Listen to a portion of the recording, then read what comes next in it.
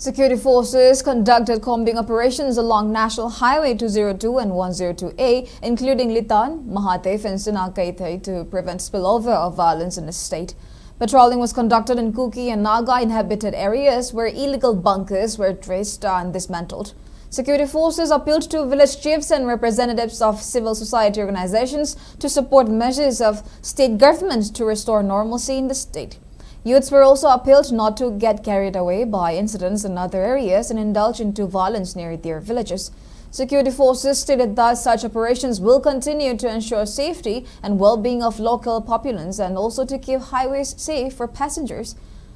On the other hand, security forces recovered one country-made Lathot gun, one 9mm pistol with magazine, one 2 pistol USA with magazine, 4 radio sets and 4 IEDs remnants from the stretch between Border Pillar 72 and Border Pillar 73, 12 kilometers south of Chongzang COB along IMB Indo-Myanmar border under Manipur Police Station in Tengnopal District on June 5.